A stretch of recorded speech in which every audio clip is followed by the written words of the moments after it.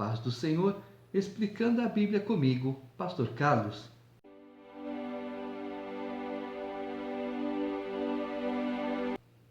Eclesiastes capítulo 5. Guarda o pé quando entrares na casa de Deus. Chegar-se para ouvir é melhor do que oferecer sacrifícios de tolos, pois não sabem que fazem mal. Quando ele fala guarda o pé, entre em silêncio, não faça barulho, não atrapalhe quem está orando, não fique com conversinha furada na hora do culto, né? Tenha reverência, ouça a palavra do Senhor, veja se o que a pessoa está dizendo está condizente com a Bíblia. Não te precipites com a tua boca, nem o teu coração se apresse a pronunciar palavra alguma diante de Deus, porque Deus está nos céus e tu na terra. Portanto, sejam poucas as tuas palavras. Ou seja, fale com Deus com sabedoria. Não fique pedindo para Deus destrói meus inimigos, não sei o que, nada disso. Tá? Apresente os teus problemas para Deus. Apresente os problemas dos teus irmãos para Deus. Seja intercessor. Porque dos muitos trabalhos vêm os sonhos, e do muito falar, palavras nécias ou sem sentidos. Quando a Deus fizeres algum voto, não tardes em cumpri-lo, porque não se agrada de tolos. Cumpre o voto que fazes. Eu sempre falo, a igreja sobrevive de dízimos e ofertas. O voto também é bíblico, mas eu não recomendo. Porque eu pego o caso de Ana. Há vários casos na Bíblia, mas eu pego especificamente Ana. Por quê? Ela ofereceu Samuel a Deus. Senhor, se me deres um filho, eu consagro ele ao Senhor. Deus então permitiu que ela tivesse Samuel. Samuel, depois de desmamado, foi ficar aos cuidados de Eli, o sacerdote. E ela via Samuel uma vez por ano. Claro que Deus deu outros filhos para ela, mas ela via Samuel uma vez por ano. Melhor é que não votes do que votes e não cumpras. Você votou? Então você cumpra, porque Deus vai cobrar. É por isso que eu falo para não votar. Porque se você fizer um voto e não cumprir, olha, Deus vai cobrar direitinho isso de você, viu? Como está cobrando de uma irmãzinha lá. Quer exemplo? Ela queria trabalhar numa determinada empresa. Ela fez teste, um monte de coisa e foi trabalhar lá. Só que ela queria ser mandada embora da primeira. Estava tudo certo para fazer a rescisão dela, um monte de coisa. Mas o que ela fez? Ela falou, vou dar meu voto na igreja. O voto dela veio pela metade. Sabe o que aconteceu? Não mandaram ela embora. Agora está trabalhando em um e no outro. Sabe quando que ela aparece em casa? De vez em quando. Não consintas que a tua boca te faça culpado, nem digas diante do mensageiro de Deus que foi inadvertência. Por que razão se iraria Deus por causa da tua palavra, a ponto de destruir as obras das tuas mãos? Porque como na multidão dos sonhos há vaidade, assim também nas muitas palavras, tu, porém, teme a Deus. Se vires em alguma província opressão de pobres e o roubo em lugar do direito e da justiça, não te maravilhes de semelhante caso, porque o que está alto tem acima de si outro mais alto que o explora, e sobre estes há ainda outros mais elevados que também exploram. O proveito da terra é para todos, até o rei se serve do campo. Quem ama o dinheiro jamais dele se farta, e quem ama a abundância nunca se farta da renda. Também isto é vaidade. Eu contratei um advogado. Pense num sujeito ganancioso. Ele já havia comprado uma casa. É claro que não tem a ver nada a casa com uma negociação, mas uma pessoa de bom senso fala: peraí, eu praticamente ganhei aquela casa. O pagamento foi irrisório. Eu não preciso de mais 20, 30 mil reais ou 12 mil reais que sejam. É muita ganância. Ainda tira de quem não tem. Onde os bens se multiplicam, também se multiplicam os que deles comem. Que mais proveito, pois, têm os seus donos do que os verem com seus olhos? Doce é o sono do trabalhador, quer coma pouco, quer muito, mas a fartura do rico não o deixa dormir. É o que Deus fala, né? Você se preocupa tanto com as suas coisas que não dorme direito. Nós vamos ver isso lá nos evangelhos. Grave e mal vi debaixo do sol as riquezas que seus donos guardam para o próprio dono. E se tais riquezas se perdem por qualquer má aventura, ao filho que gerou nada lhe fica na mão.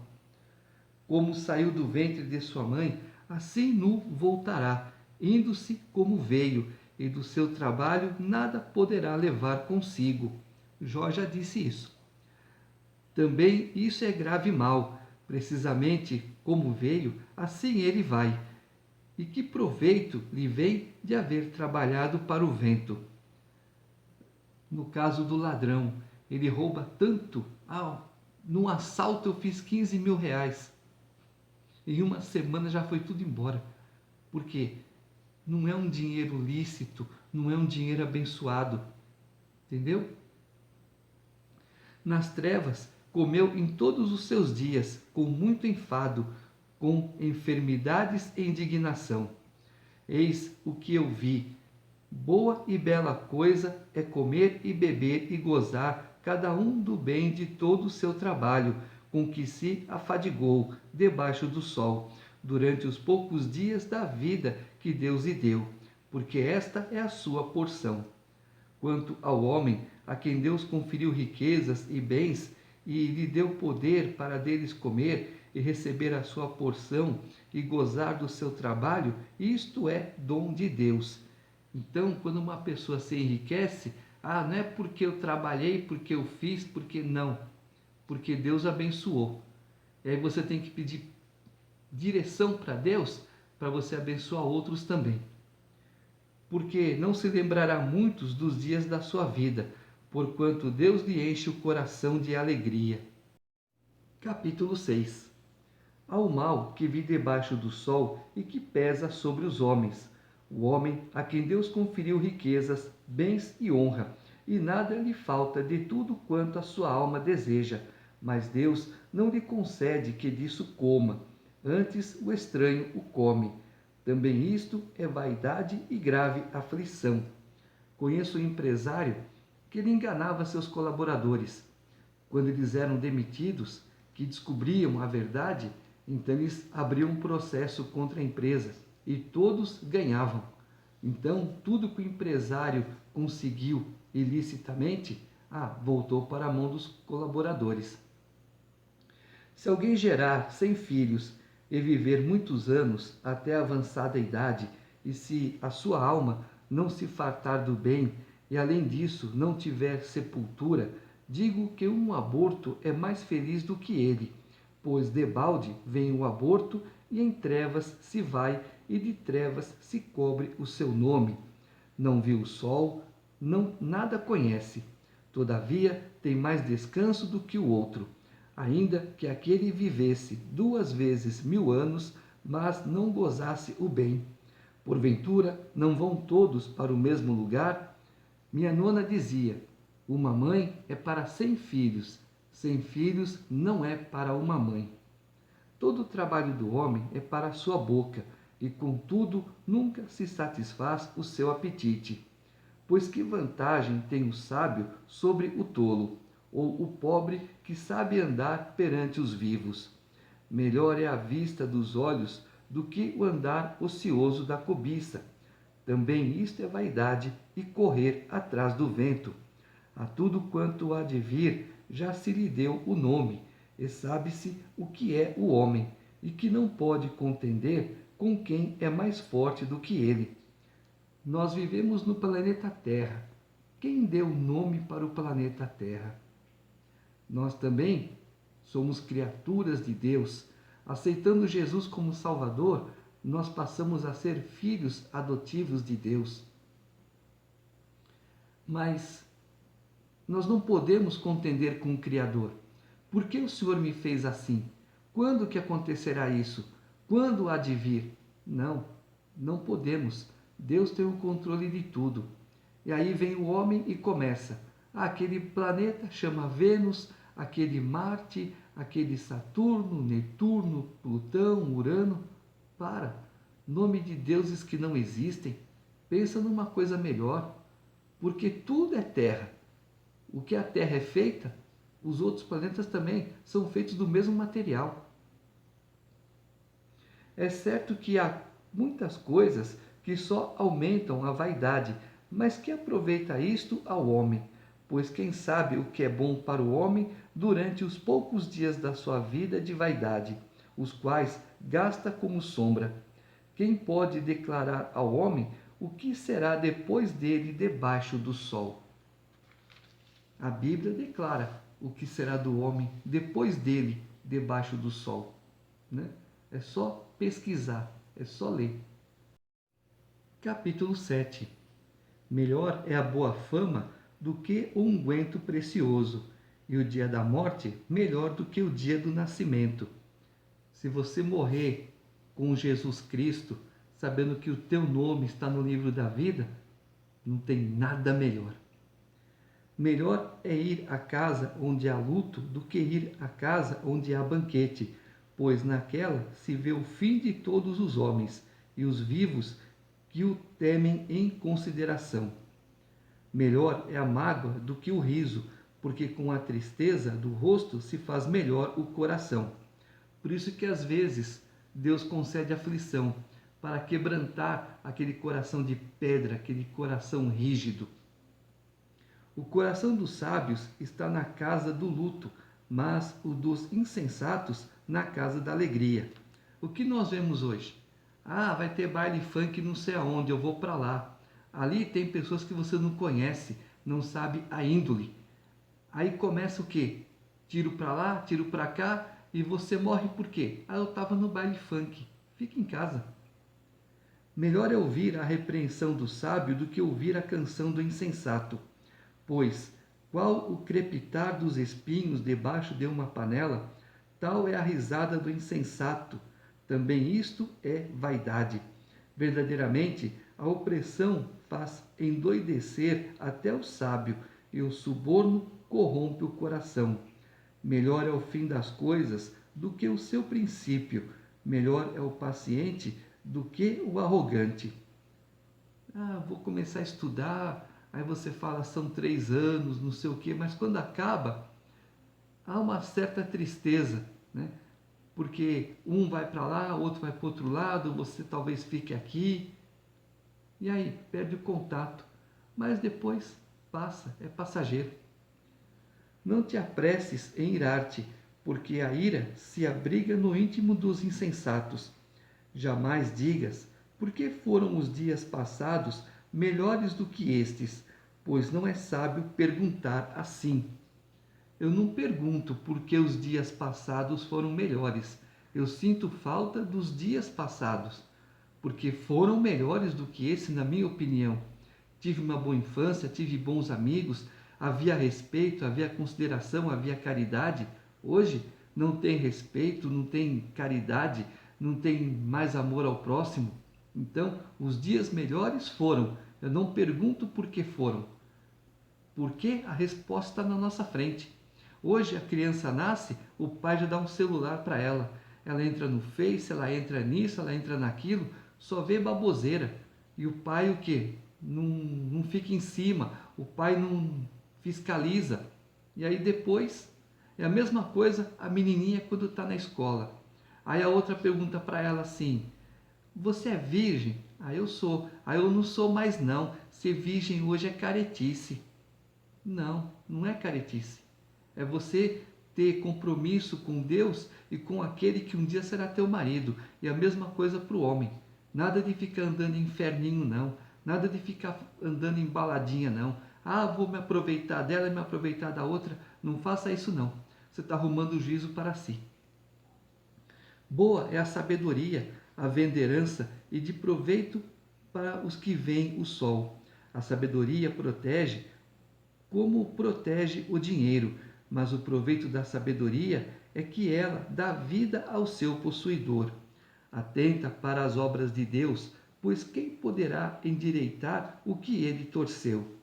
No dia da prosperidade, goza do bem, mas no dia da adversidade, considera em que Deus fez tanto este como aquele, para que o homem nada descubra do que há de vir depois dele. Tudo isso vi nos dias da minha vaidade. Há justo que perece na sua justiça, e há perverso que prolonga os seus dias na sua perversidade. Viu? Por que um justo morre e o ímpio vive aí anos e anos fazendo maldade? Porque Deus espera o arrependimento do ímpio, que pode ou não pode vir.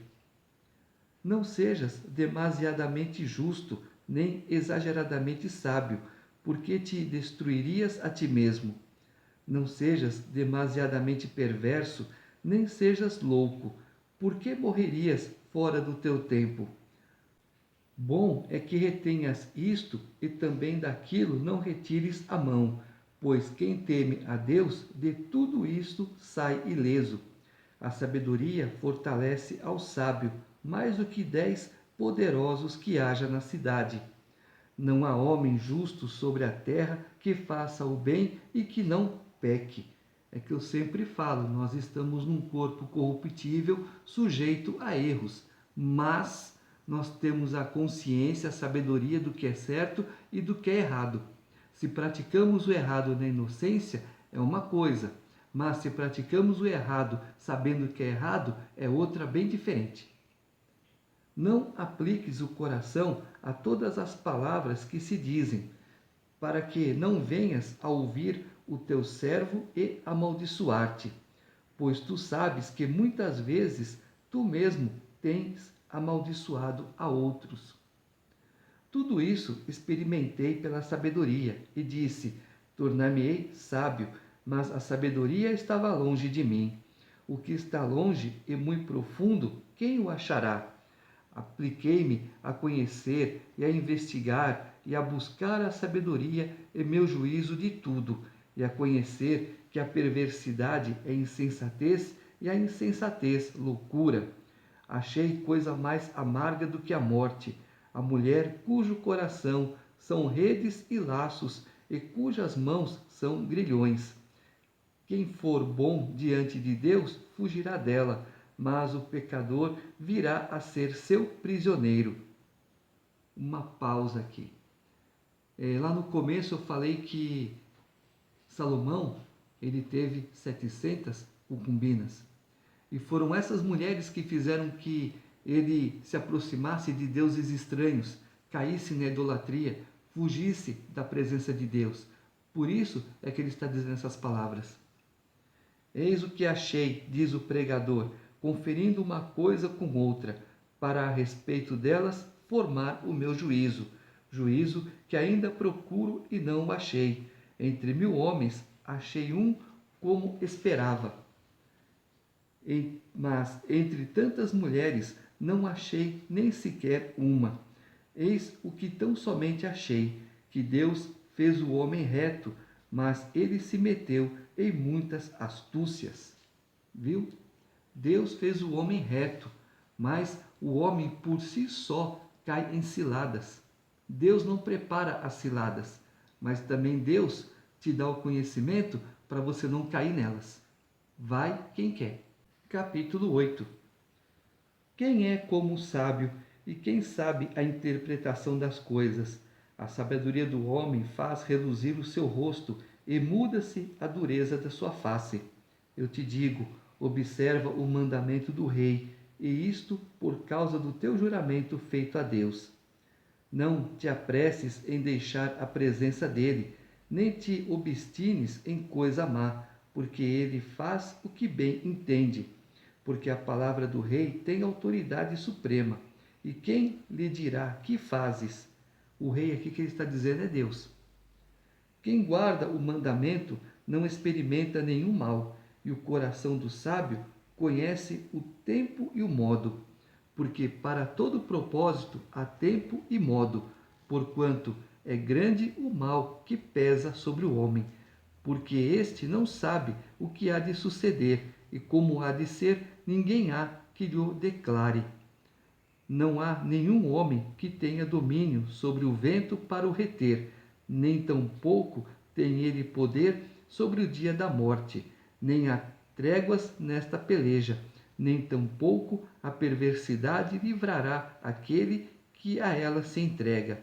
Tudo isto vi quando me apliquei a toda obra que se faz debaixo do sol.